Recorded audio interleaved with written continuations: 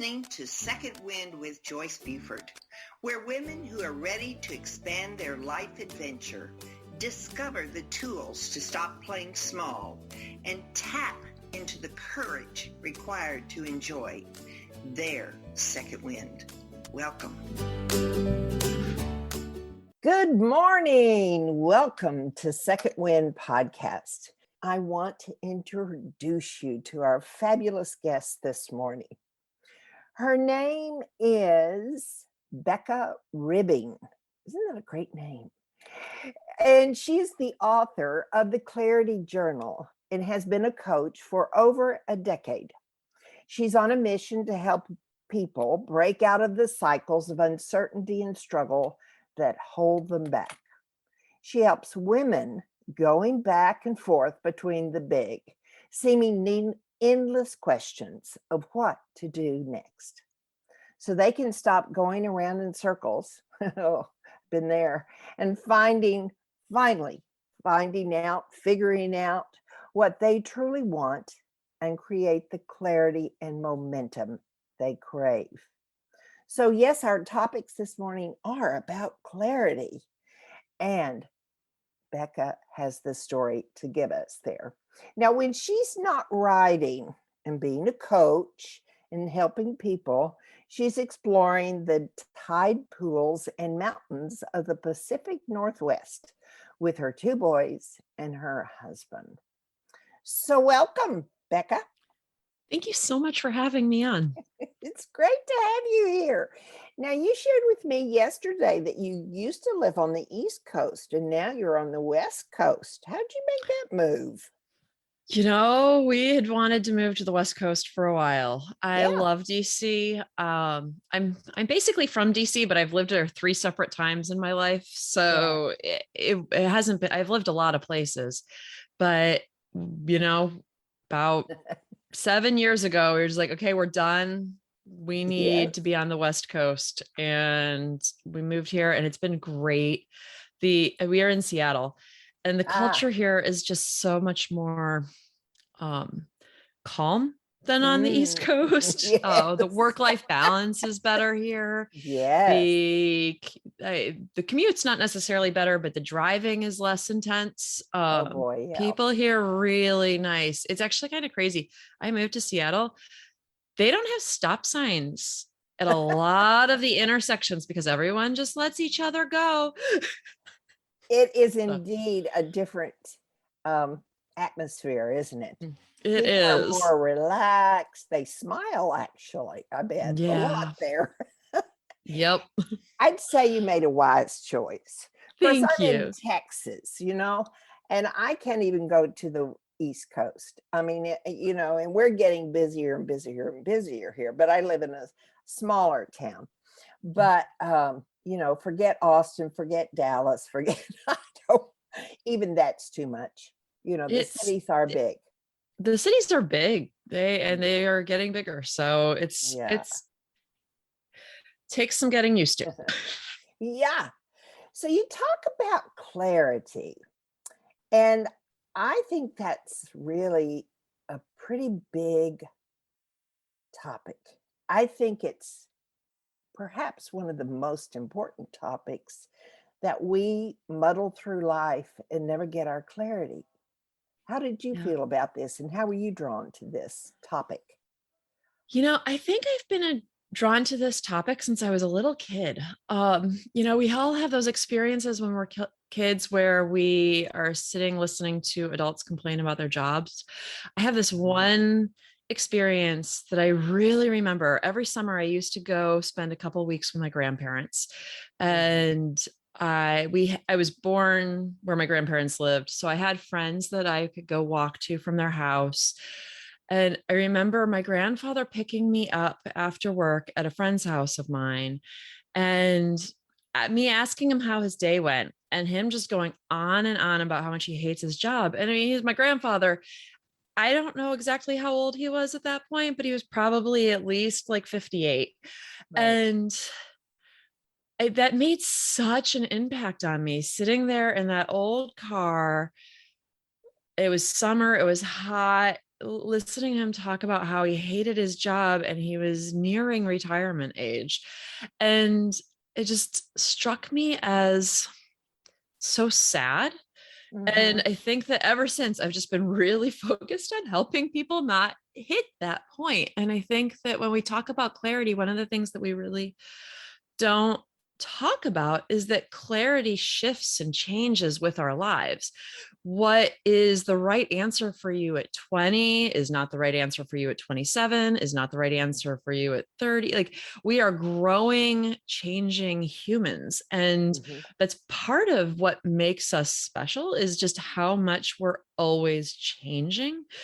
And Mhm. so something that gave you joy 5 years ago even is probably not going to grow and change with you enough that you're going to be happy with it. And so I think Mhm. sometimes people have a tendency to really ignore the fact that it was good. You don't have to make something that used to be good in your head as like a wrong decision. It made Right. sense at the time, but we move forward. When we're moving forward, we often just focus on how bad it is right now. And it's like, well, it is bad because maybe you've stayed too long in this situation, Mhm. but it wasn't wholly bad ever. And all it's trying to tell you, all your mind is trying to tell you, is that it's time to move on. I think Mhm. it's really hard for us to move on because it's always jumping into the fear of the unknown. We Right. always have to kind of go through all of the options. We may be making a choice that isn't as ideal as we would like to be making, but it's not the end all be all choice. It's just a direction on a path. Right. Most of us were raised by parents, and you were exposed to grandparents as you were. When we came from the generation that you grew up, you made a decision what you wanted to do when you grew up, and you were kind of locked into it. Yeah. That's when we had the bigger companies. And so a lot of, um, not so much your age, Hmm. but my age, were programmed by that. You were and later in life enough to realize, "Oh, I don't wanna be there." Well, and Yeah. a lot of the benefits that came with staying are gone. Like, my grandfather had a Yes. really nice pension Yes. through a labor union, and really nice health care that just doesn't even Yeah. exist anymore for people in that labor union Right. now. Yeah. Yeah. So I think the good thing about the younger what's the youngest professional group? Gen Y, Oh, or I've lost out on all that. I think Gen Z is starting to enter the workforce, but Uh, I'm not actually sure what the top age is. My son would be in Gen Z, but but he's how old? he's 12, but I think he's going to be Oh, probably near the bottom of it. So yeah, there's probably 20, like early 20 somethings in yeah. Gen Z that are hitting. Well, the 30, 35 Right. age people have far more flexibility. I think they're asking for different things Yeah. in the workplace, but you probably support not that group, but the group that has committed and finds themselves stuck in some sort of, "I'm not getting anywhere. Why aren't I getting anywhere?" So, tell us how you help your clients in that way. Well, I honestly work with a really large range of ages. I have Yeah. been repeatedly surprised at the range of ages, and it's been really wonderful because it helps. We have all of these stereotypes in society of all the different generations, and yes, I think that one of the stereotypes of your generation is that, you stay in one job, but I don't think that women fell into that nearly as much as men did, because True. a lot of the paths that women got funneled into back then were a little more flexible because they were trying to allow for family life, home life, Yeah. and whatnot. Right. So I kind of find it funny when you say that, because I'm like, you know what? I haven't really thought of it before, but I do run into that with men. I don't run into that as much with women. With women, I run into more that they do want, women of all ages, they just so value connection, and they so value purpose. And Yeah. so a lot of times those almost become push pull, because they value the connection. So wherever they are right now, they have a connection there. Yeah. And sometimes it can be really scary leaving. And so when I work with someone, what I'm really usually doing is sitting down with them and listening at the beginning, because I get these long emails before I see someone, all about how they don't know what they want to do. And they spend a lot of time very eloquently telling me they don't know. And I sit down with them and I just start asking little questions. And it's really apparent that they know their options. What they're having a really hard time doing is getting through the decision fatigue, getting through to what they actually really want. And I find usually it's because they're just stuck up in their head. We go that round and round in circles. Even if you're talking about it with friends, you're really still going round and round in circles because you're not getting new input. And so Yes. I really help people go through that process of self-discovery, because so much of it is that these two questions really, they're the right answers for someone. Is it the right answer for you? And helping you kind of figure out, going back and forth about like really focusing on what your strengths are. Yesterday you were talking about values. And I think that that's just so imperative at the beginning to really know what you bring to the table, because I Yes. think that we often ignore our strengths. Our strengths come easy to us. They don't take much work. And so we feel like they aren't that valuable because they aren't hard. And Yeah. it's like the exact Guess opposite of what, not. but that's exactly what you want in your next job. You want it to not be hard. You want it to be just fun. Like you Yeah. want it to be using, and maybe fun's not the right word. That might be a little too shallow, but Easy. you want How about engaging, easy? right? Engaging. Yes, that's a It, good word too. you, Yeah. you want it to not feel like you're tearing your hair out. Right. Yes, right. So, from age 2, we Mhm. have been looking outside of ourselves to find our answers, Right. forever. And Mhm. so that's how we've grown most of our years. And we paid attention to how our teachers liked us, how our parents liked us, how our friends guided us. And so now it's kind of where you almost have to make a decision that I Mhm. want to know who I am. And you're the most important person, right? Right. Yep. So is that where you start when you get somebody that is um, I usually searching? start in the middle. I usually start with the decision fatigue they're feeling. I usually start with where they're going around and round in circles. And then we kind of pull back and look at the big picture, because I find that uh, a lot of times people, when they're so focused on the problem, they Mhm. ignore what they already have that's good. And so then Right. they're not looking for that in the next job. They may love their boss, but if they are stuck in an environment where they have to work entirely too much and they're burning out, then they may Yeah. not focus in the next job search on really being mindful of watching for good bosses. So I think it's that feeling like empowered to know what you really value, what it is that you are both bringing to the world, and but how you want to be in the world. And Yeah. I think for women also, a lot of times, um I run into this with women of all ages, but kind of like the 35s and ups, Mhm. um, where they've had something go wrong in their life. Like, Mhm. they've had a mom with cancer, or they've had something where they got pulled off the job track for a while. And a Yeah. lot of times part of what it was is allowed themselves to get pulled off the job track at a certain level because they hated the job they were in then.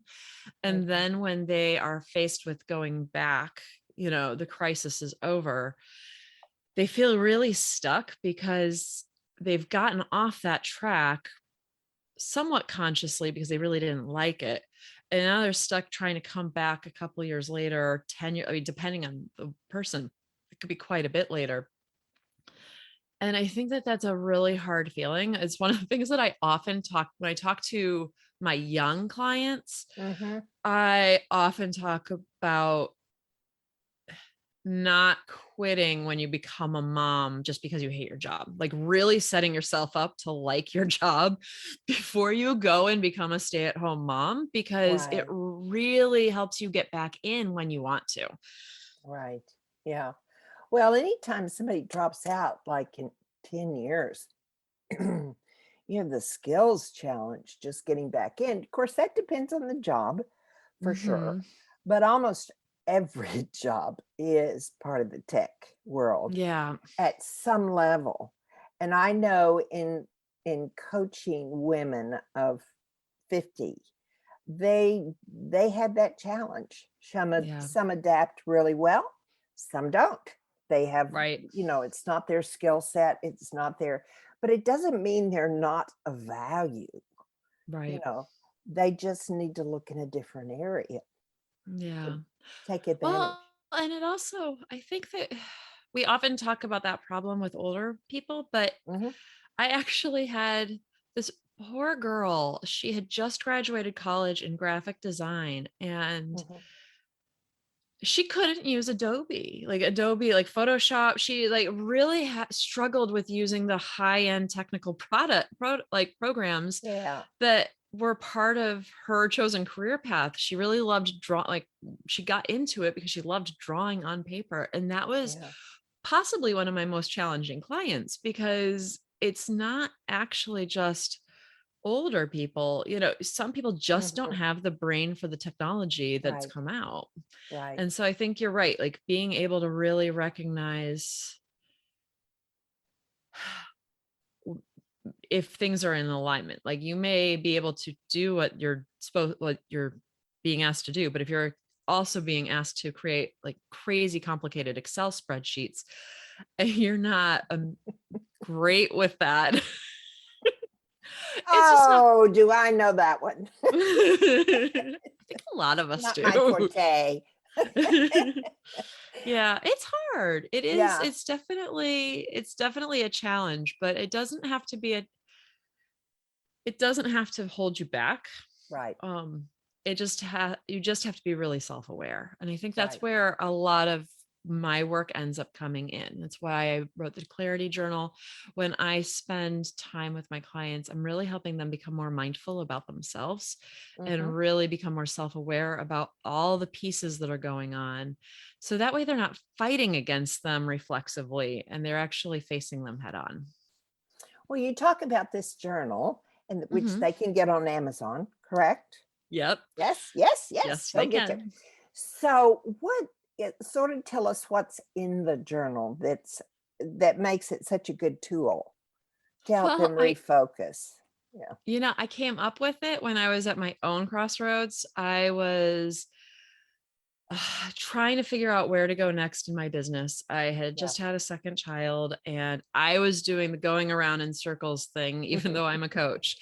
And we all do, because we are all growing. And so every time we hit a new plateau, we end up spinning our circles for a bit, trying to figure out what the next direction is. And so I was talking to a friend of mine, and my friend finally said, Becca, you're a coach. What would you tell yourself? Right. I know how to do this. And so I sat down and I just wrote out as many prompts as I could think of that I often ask my clients.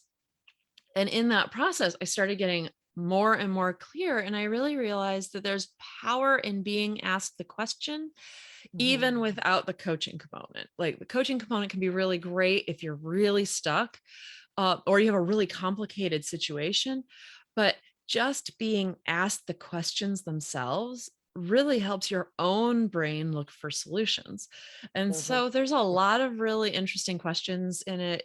It starts out with getting your ducks in a row, like figuring out what actually is going well in your life so that you start from that basis. And then Yeah. it dives into the problems and the things that you're trying to decide.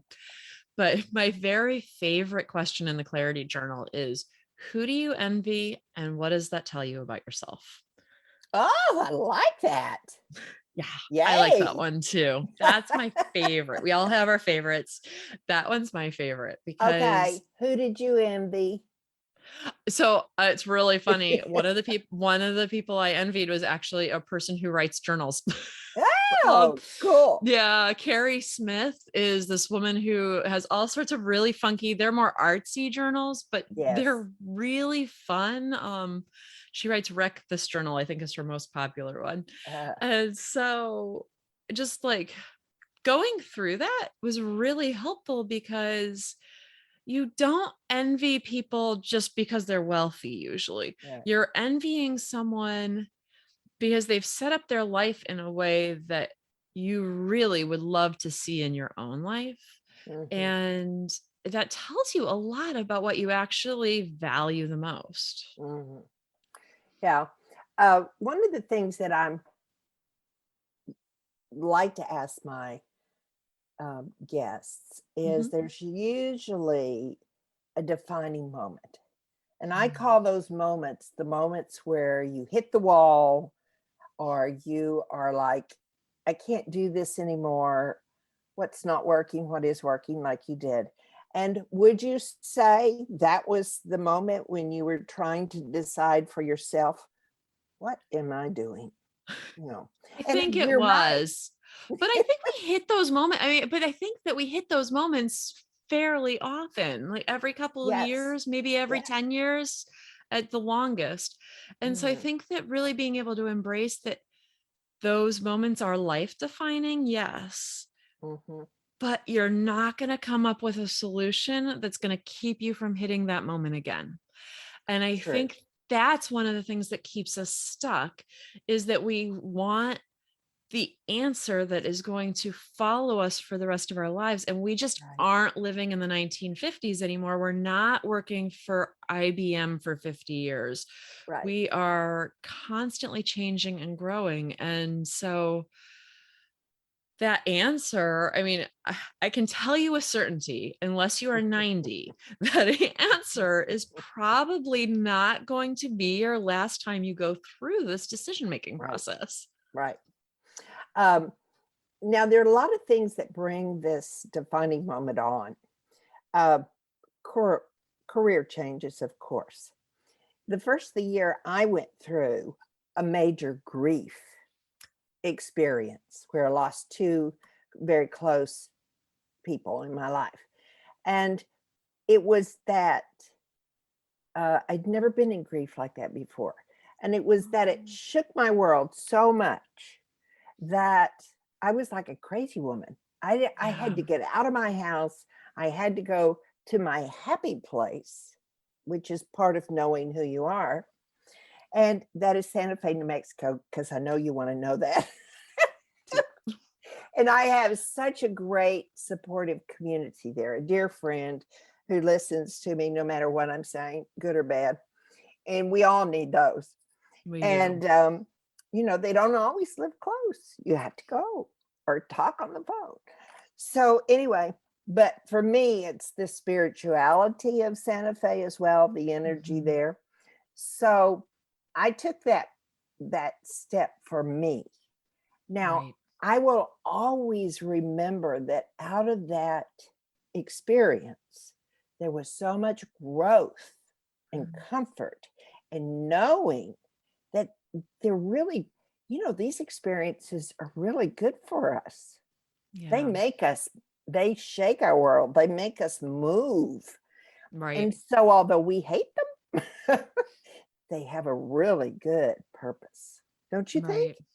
I do. Well, I think that we just can't stay stagnant. We really, and there's just always, sadly, I mean, there's always going to be grief. Yeah. I lost my best friend when I was 27. Oh, And, so you early. know, Yeah, it is. And, I mean, I have other best friends now, but I Yeah, went through that, a yeah, very similar grieving yeah, process very young. yes. And I think that if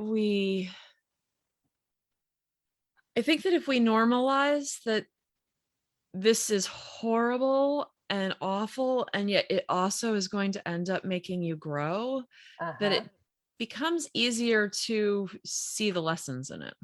Yeah. Well, you produced from your defining moment, uh, your beautiful journal, Yeah. which helps so many people move forward in their life.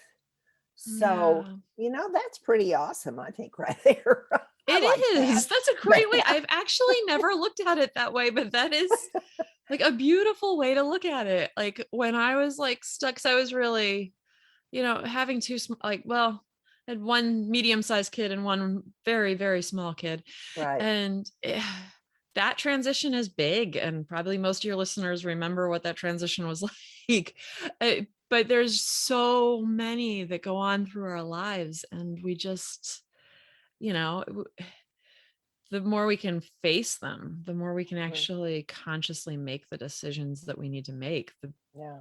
the better we'll be. Right. Now, sometimes, let's just say it's normal life and we're rolling along, and then all of a sudden we just discover we're kind of stuck. We're not moving. We just kind of procrastinate, which I will raise my hand. I do that. Um, don't we all? We're We human. all do. But we know we've done it for a couple weeks and now it's time to get back on the track. So, what are the signs when somebody is not just, it's not like they're, even though I'm very clear about who I am, I still fall into these human uh, sinkholes I almost. think I think that really the first step is actually recognizing it and Mm, sitting down and thinking about it. Because, mhm. when we start watching too much Netflix, or when we start, just watching one episode after another of HGTV, Yes, um, it's so easy to it do. is so easy to do. You really It's really easy to ignore what's going on underneath that. We Mhm. often are procrastinating because we're kind of comforting ourselves. And there is usually something going on underneath that, I don't want to like dramatize it, but Right. but there's something going on underneath that if we can kind of start facing it head on, then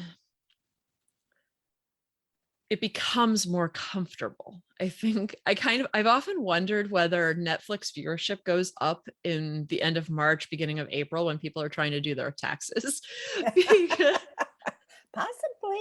it's Or very avoid possible. paying taxes. Or avoid paying taxes because, people, how many people do you know that, and I will raise my hand here. You guys can't see me. Um, I swear you to know, it, she is. I mean, if there's something that we're really having a hard time with, then we do procrastinate because it is our body telling us we need to relax. And Right. so if we can actually be aware and mindful of that dynamic, that our body is telling us we need to relax, so we're bringing in too much stress into this, Mhm, then I think that it just helps you move forward with a little more grace, mhm. maybe, because we are all stuck a lot of times in starting friction. So Right. when you are starting something, it's not easy, especially if it's something new, or, I mean, you've done your taxes, yes, before, but like taxes are a great example because every time you're basically starting from scratch. The rules always change every year, and you're only doing it once a year. So you're not actually getting good at it like the way a Mhm, CPA would, or a mhm, bookkeeper. And mhm. so there's probably something going on there. I mean, even you could take this even if you were like having a hard time cleaning the house. Like, Right. well, How like about cleaning the closet? I was just gonna Ugh. say, like, I cleaning out the garage. Yeah, yeah, yeah, yeah. Um, I think that we make it overwhelming to ourselves. Yeah. And so being able to be mindful about it then helps you cut out the overwhelm and really face one task instead of facing this big, horrible thing that you've been putting Right. off. Right. Is there a question that you would automatically, if somebody goes, okay, I'm really procrastinating, what would be the question that they could pose to themselves to help them move? I would say, where are you feeling it in your body? I Ah, think a okay. lot of times, if you can actually sit still enough to actually feel where it is coming up for you in your body, for Yes. some reason that really helps reintegrate it to me. And so, and I think a lot of what we procrastinate with, we're procrastinating with Netflix to avoid the feelings that physiologically we're feeling. Like, I know that there are also thoughts going around in your head, but a lot of times we've so disconnected from how our body feels, we don't recognize when our breath is really shallow. Like, Yeah. it's like, oh, my breath is like stuck up in my throat. Mhm. For some reason, when I'm procrastinating and I really pay attention to it, my fingers feel not like tingly. Oh, so, really? we all have our weird sensations. Yes. I think the Yes. shallow breath or the racing heart is probably the biggest one. Mhm. But one of the things that ends up happening is your brain starts racing in a lot Yeah. of this. And we think our brain is racing because we're trying to make a decision, but our brain is actually racing because we're flooding it with cortisol. Like, it's Oh. it's an anxiety fight or flight Oh. response, and then all we're Mhm. doing is sitting, and so we're just kind of continuing that stress cycle. Yeah. Oh, that's interesting. I would not have gone to my body. I would have started with why, and which is Right, going right back into thinking, which which is you going right just tell back me into I can't think. I mean, there's definitely a much longer process after that to get into thinking mode again, but to like Right. recenter yourself first. Yeah. Well, you have on your website, you have a wonderful thing, a journal, type of journal. Tell us about that and why you created that. It's So I called have Get Unstuck. Get Unstuck. So the clarity journal is really about the big picture stuff, Yes. figuring out what you want to do with your life. Get Unstuck is really that day to day, like, I'm not doing what I want to be doing. I know what I want to be doing, and I'm not really doing it. So the Get Mhm. Unstuck is really to help you process through that fear and start moving forward. And it's I forget how many journaling pages is it. Oh, It is 27. right. No, So well, 27, page plus some, 27 is about the author. That would be right. me. That would be me. We may skip over that one. So the idea is, if you're feeling stuck, you pick one Mm, and you do it. And then it helps you as you go through the process, and then you get stuck some other time, you do another one. It helps you just reintegrate with yourself. I don't know how much you guys talk about meditation on here, but I think a lot of times we talk about yoga and meditation and mindfulness in mhm. a sense of like sitting on a chair or sitting cross-legged and ignoring your thoughts and feelings, like trying to push them away. Right. This is kind of mindfulness from the opposite perspective, like really actually taking in everything that's going on, but from a mindful spirit where you can not judge yourself, Yeah. just see what's going on, but see it from a spirit of curiosity and love and compassion. And that way, I think it helps you move forward a lot faster. When someone does this journal and they're using a tool like this, Mhm. is there a completion or should they work at maybe 1 or 2 pages or go as far, I mean, is it okay to break it down It instead of is completing? It is totally, I don't expect anyone to finish anything I make Yeah. because I'm writing a lot of questions that I've seen work for people, but it's not like all Mhm. of those questions work for each person. And quite frankly, you don't need to. You answer Well, forget Unstuck. You just answer a couple and you're probably going to start moving forward. For Clarity Journal, if you're actually really looking for life clarity, you'd probably have to go through somewhere between 20 and 50 before you're really starting to feel solid with what you're going to do. But I think that, and I actually, at least in the Clarity Journal, I spend a lot of time talking about that at the very beginning. You do not have to do this in order. You do not have to do that. I am not giving you order. You don't have to do. Goodness. Oh, that's a new you didn't even think about doing it in order. So yeah, so it's really just like your own process. Like this is you are your own guide. Yeah. And what speaks to you, because as soon as you read a question, you're like, oh, yeah, that one applies. I should go think about that. Yeah. Yes. And so do you use your Clarity journal as well on an ongoing basis? Your first book always takes the longest, right? Yeah. So it took me about 4 years to get this published. Wow. And it's been through very many iterations.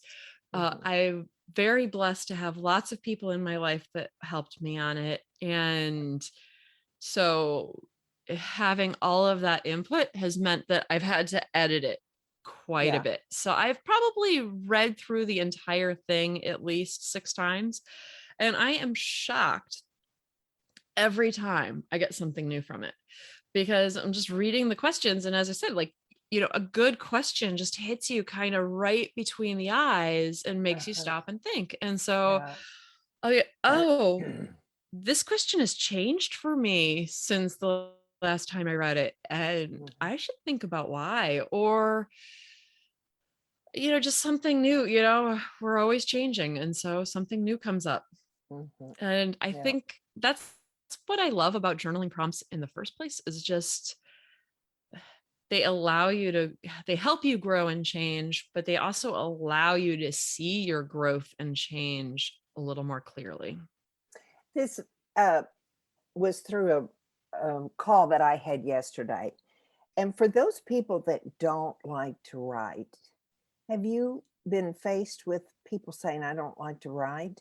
And do you have a solution for that?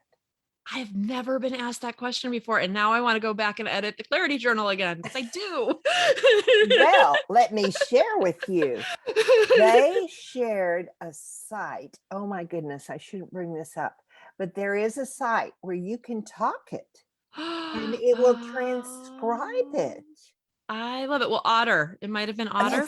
That's it. Okay. Otter. So I was about to suggest you could use Otter, because Otter is great for transcribing. I think the other thing that I would really suggest is look at one of the prompts and go for a walk. And just while you're walking, you could be sitting there talking to yourself. You could be talking in your own head. I have a friend. Oh my God, this was the most brilliant thing. This was when I was in college. This was a long time ago. Cell phones were just starting to be a thing. And my friend would walk through the city. Was in DC with her phone to her ear, talking to herself. So people didn't think she was crazy. Oh, okay. So like processing through, because if you're a verbal processor, you're a verbal if you don't process in writing, you're probably a verbal processor. Like, so I would say for me personally, I find it's easiest to do that sort of mental processing if I'm not writing it down, walking, because there's just something about walking that really helps bring out the creativity. I agree. Yeah, just being outside helps that. Right. But you honestly, now that I think about it, I'm going to have like a whole blog post about all these different ways you could do it. Because you can also paint or draw. You could paint a really beautiful picture of what you want your life to look like. And that is clarity too. Well, vision boards. I'm big on vision boards. I love doing vision board workshops. So that's one of the things I always like to do, is share the importance of a vision board and helping you get someplace in your I life. love vision boards too. So Oh, good. I don't think and also if you don't really process writing, you could just do bullet points too. So like if you want to remember it later after you've done it, or if you're creating a picture, I think I like having words on my vision boards. So like if you wanted to just like top 5 things I need to remember from this, that might help Yes. solidify it so that you remember the thing, but it doesn't have to be a really long journaling process. You can do the like creative mind work outside of the writing. Well, I think for me, Becca, I'm going to try the Otter. Mm, Um, after in part of my healing process after mhm, this grief period, somebody recommended journaling. So I mhm, started doing journaling. But my journaling was by typing. I don't mm, write. I yeah. do typing. And so anyway, I was so pleased and enjoyed that so much that I've started writing Mhm. through typing. And so um I it's now, are you a writer in addition to being Yeah, I'm creating actually these already books? working on my next book. Oh, you are. Have you Yeah, titled it? I have. What It's is called it? it's called Mindful Procrastination. Oh, well, that'll be a winner. Absolutely. Yep. Everybody deals with procrastination. Yeah, we do. I'll tell you what I've finally started doing because I've needed to work on my closet for quite a while. Mhm. So this past weekend, I made the decision that every day I'd take out 3 pieces of clothes. I like that. That's it. Now, it took me a while the first day because, finding that the first 3, those are important pieces that have to go. They're really the ones you don't like. Right. And so, but anyway, I thought, we all have that procrastination. I don't care if we would live to be 125. There's Yep. something we'll be procrastinating about, right? But your solution is so great because 3, you can do 3. I can do 3. Yeah. So it takes away that starting friction. Mhm, definitely. Yes. Oh, I So, was going to tell you, if you're trying out Otter, yes. I can't watch it type for me. If I watch it type for me, I can't stay in flow. So I will pull it up Oh, and I will hit record, and then I will put a picture up on my screen, or I will have something else up on my screen. So I'm not watching it type. So if you find that you have a hard time with it, that's a good idea. Yeah. because I get too self-conscious, Yeah. Right. You can kind of, yeah, I get that. I see that. but I think I might have interrupted you. I'm sorry. No. Um, what are some of the other things that we come up against that we need outlets for? Are they challenging in us? I'm seeing here overwhelm. A lot of people get overwhelmed these days because there's so much coming at us. It's big. It is And big. so, how do you help those people? So I think this goes back to the values thing. Okay. I think that a lot of times when we are overwhelmed, we're taking on our values along with other people's values. Hmm. And on the same note, I think that often we have veered too far into people pleasing when we're overwhelmed. And I think that our society tells us women especially, we need to be people pleasers. That's what's going to keep us safe, is if everyone's happy with us. Hmm. And let's face it, when people get angry with women, they are not nice. So like it is self-fulfilling, but we need to recognize we can't be everything to everyone. And I run into this a lot with my work because, by the time someone wants to quit their job or move on, Hmm. they're usually overwhelmed. A lot of times really not set good boundaries for themselves. And Yes. then their workplace has gotten so used to taking advantage of them. And the person is so mad internally, like, why are they taking advantage of me? But it's like, because you never said no. And honestly, like if I had someone I could just ask and they would always say yes. Mm-hmm. I mean, sure, you're saying yes. If you want to do this for me, great. Like, I think that we need to recognize that when we're overwhelmed, the first step is to really notice it. And I think oftentimes we are in the middle of overwhelm before we notice it. And at that point, Oh, we I are agree. so frazzled. Mm-hmm. All we can do is go watch TV or do something kind of mindless to turn it off. But then when we turn it off the TV, we go right back into the overwhelm because it wasn't something it wasn't a nourishing way of Right. relaxing. Yeah. And so I think that the biggest part of overwhelm is starting to notice where you're getting overwhelmed earlier and earlier Mm-hmm. before before you go 0 to 60, before you start snapping at everyone. And so that way you can start setting new boundaries and start gently saying no. No doesn't have to be unkind. And not saying no is unkind to yourself. What is the biggest fear of somebody setting a boundary? What do they fear the most? Or Oh, what are some of the things? Because there's multiple things, but um, you did mention they won't like me if I set a right. boundary, but there are some real pluses if you set boundaries, really powerful pluses in setting I boundaries. think that the people that I think setting boundaries,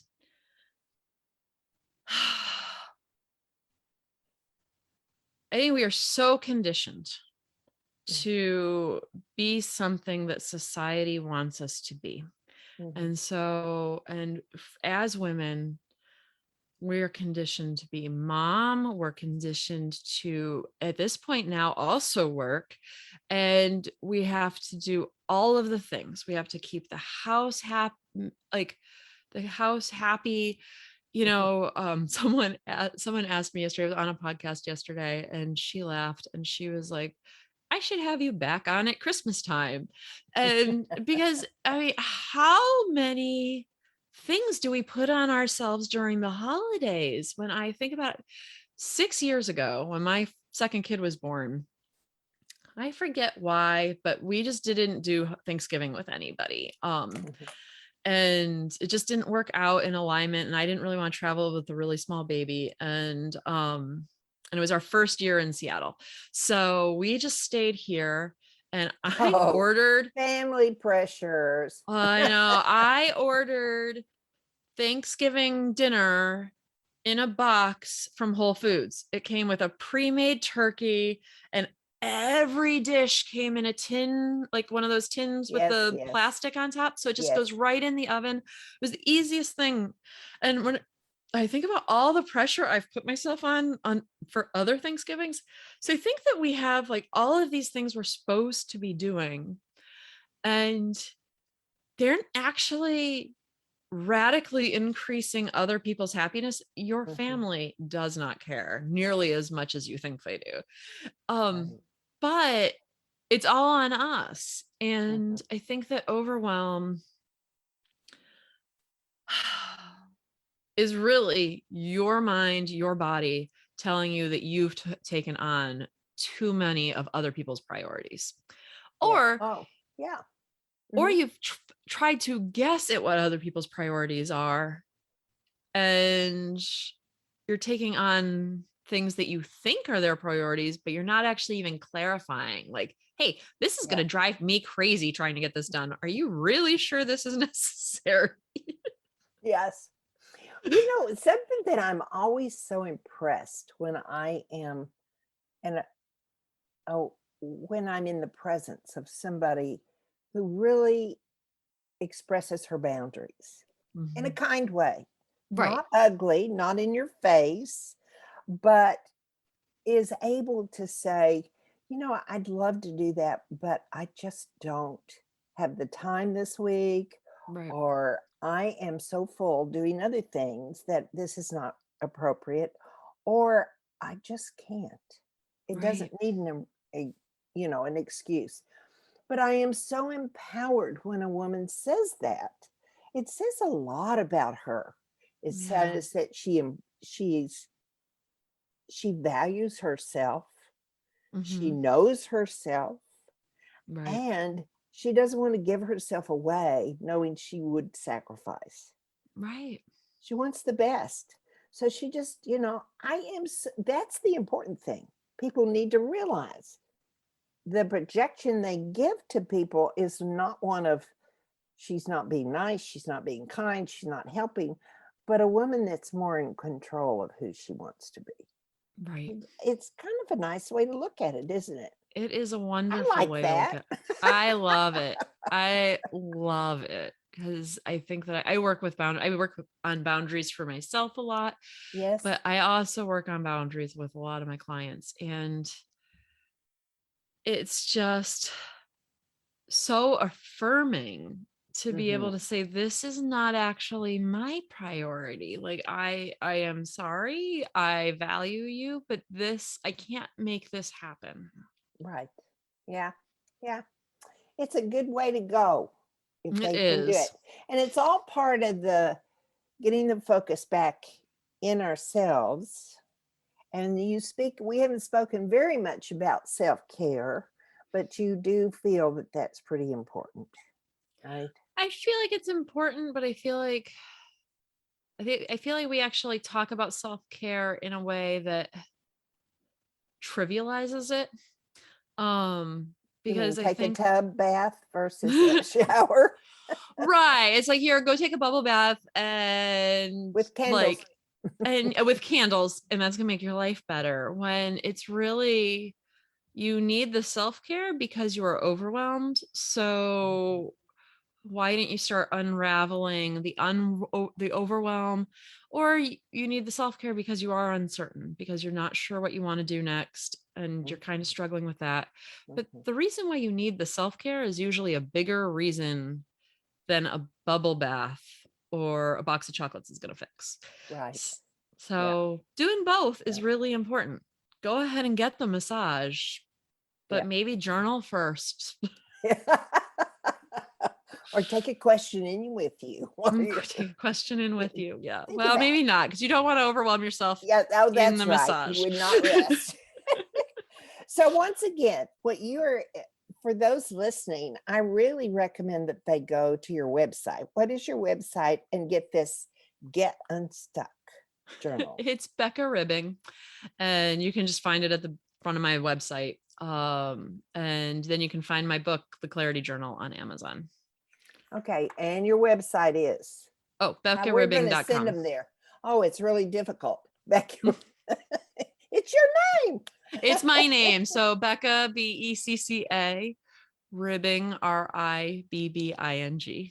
Now, are you Becca? Is that short for Rebecca? It is. Let me tell you, I tried to make you Rebecca. You're not the first one. I I know. and it's actually really funny because when I order like takeout or whatnot, I always say Rebecca because they understand it better for some Yeah. reason. When I say Becca, they're like, what?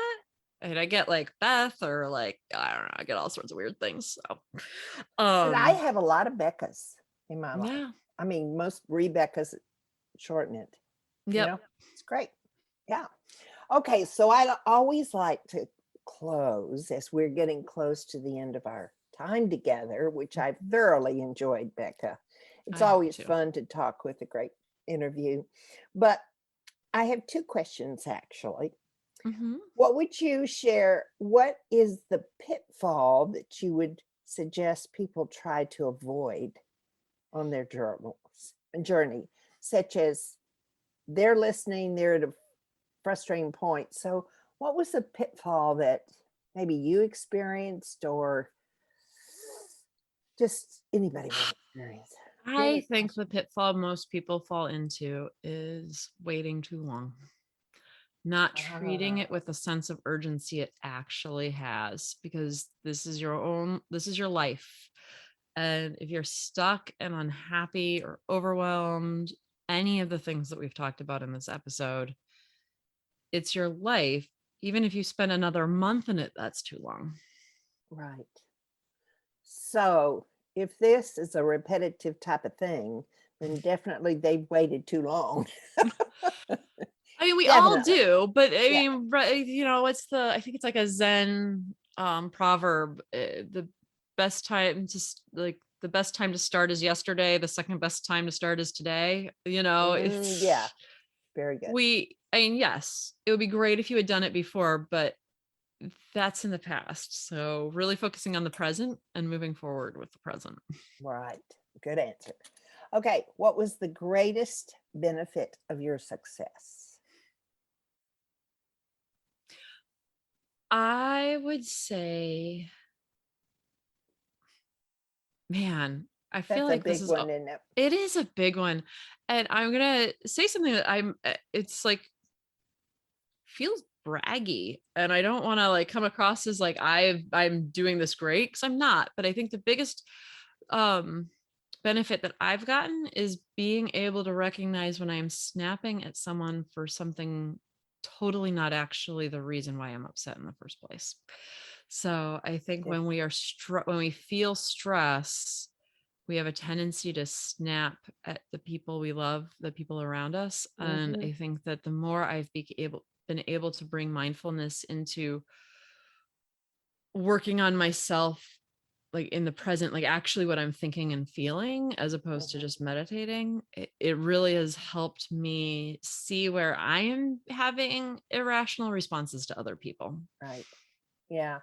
That's a good one. I mean, I think we all kind of It's human nature, right? Yeah, we are human. We are human. So anyway, yes. So thank you very much for that, because I'm sure there'll be a couple of us out there who go, oh, that was Becca. Becca shared that with me. So anyway, I just wish you the best. You're a delightful woman. And I know that life is treating you well, because you're so positive and a great smile. I'm sorry y'all can't see her smile, but she's got a great smile. So thank you for being on Second Wind. I know that your words here have shared and changed lives today. And I just appreciate that we had this time together. So thank you, Becca. Thank you so much. Our show has been full of great ideas. Realize that being human brings with it some baggage, but it's not baggage that we have to continually live in.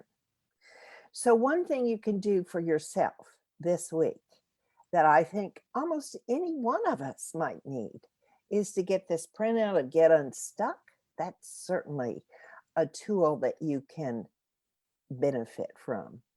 And if you like this, then move on, because I've already experienced Becca's Creative Magnificent Journal, which is your journal? Clarity Journal. Oh my, how simple could that be? Clarity Journal. So you have several options here, but please do take a step toward getting clarity this week. It can be small, it can be a baby step, but it's moving forward. Have a great week. I look forward to knowing that you will be with us next week. And again, I promise to have another wonderful, wonderful guest for you. Thanks for being here. Joyce Buford returns next week at the same time for another edition of Second Wind. Through the Joyce Buford Empowerment System, women are receiving the support they need through their transitions and are able to reclaim their true purpose with confidence. They receive the tools they need to map out new lives. You can find out more about her coaching services at joycebufordempowers.com.